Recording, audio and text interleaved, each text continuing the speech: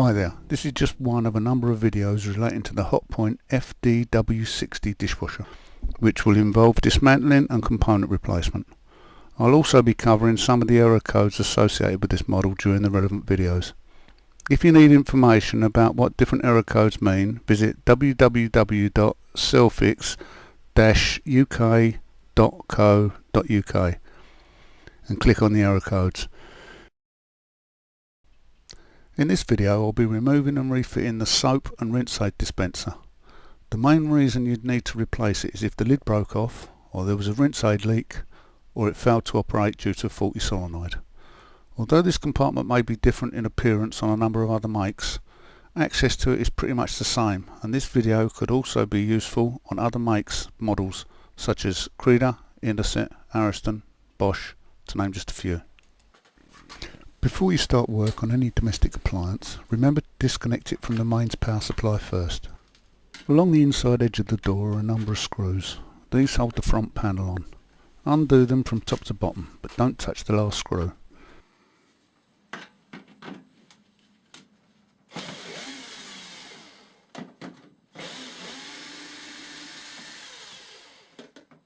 Then do the same on the other side.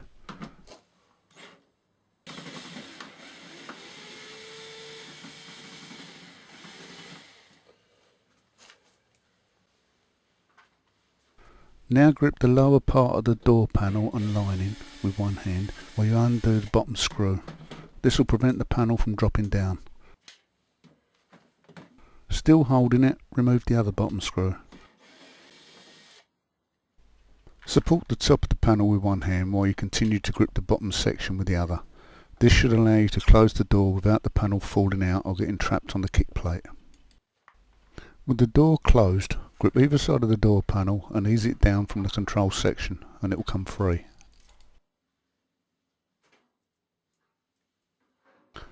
Now remove the polystyrene padding so you can get access to the rear of the dispenser. This little white piece of plastic with wires on is a thermistor, and if it's not making good contact with the inner door lining, then the manual says it may cause the 7th neon to start flashing. It sits behind a small bracket on the dispenser, so make sure it's touching the inner panel.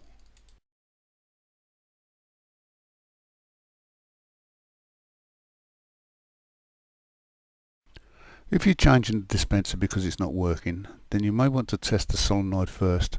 As I said earlier, there are a number of reasons why you need to replace the dispenser, and a faulty solenoid is just one of them.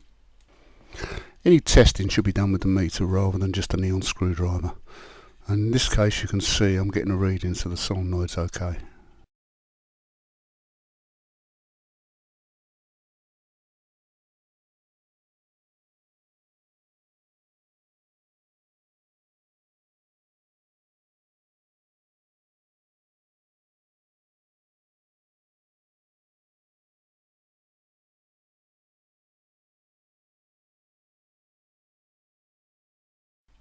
You may want to hold the dispenser in place while you remove the retaining brackets.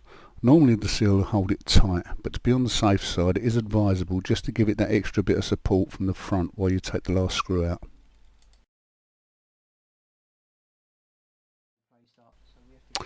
If the seal is stuck to the door lining, be careful how you remove it, or you may stretch the seal and have to replace it.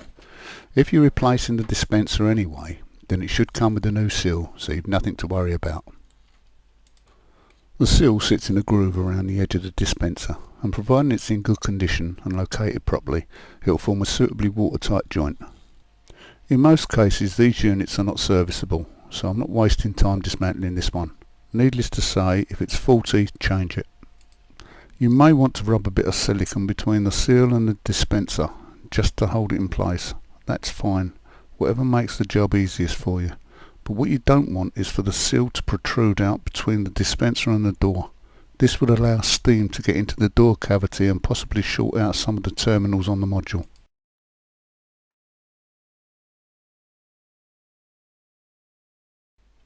So before you start to fit the brackets and screws, just make sure the seal is fitting correctly with no bits sticking out.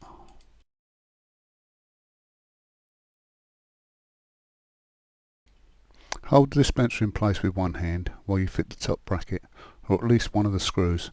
This will then allow you to use both hands to fit the lower bracket.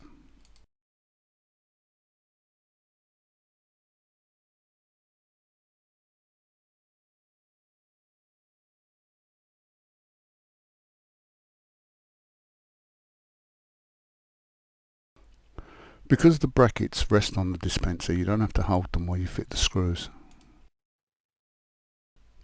Although the screws have to be tight, don't over tighten them or you may strip the thread. Remember to fit the spring steel bracket on this top right hand corner screw.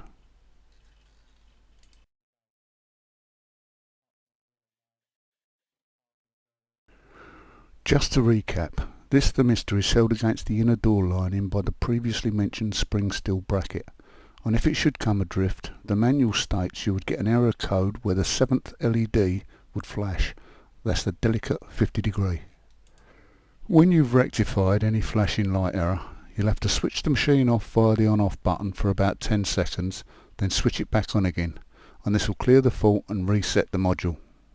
Remember to reconnect all relevant wiring plugs and any attachments you removed before refitting the installation.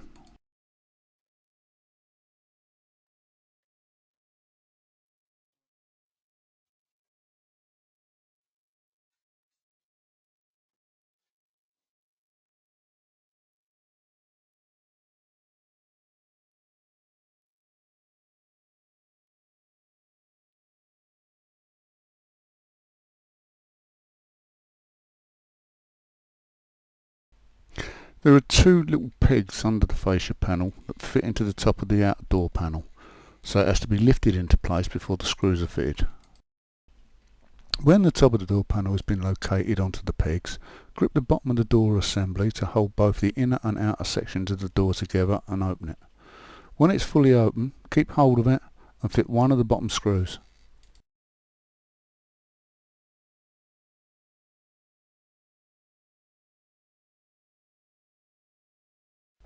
Because the top of the panel is held in place by the two pegs under the fascia panel, it only needs just one fixing at the bottom to prevent it from dropping off.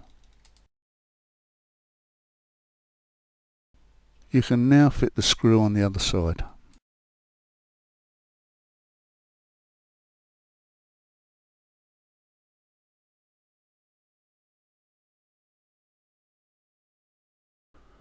Refit all the remaining screws and the job's done. This has been a free information video about a Hotpoint FDW60 dishwasher soap dispenser on behalf of Selfix UK. Why not visit our website at www.selfix-uk.co.uk for more helpful tips and spare parts.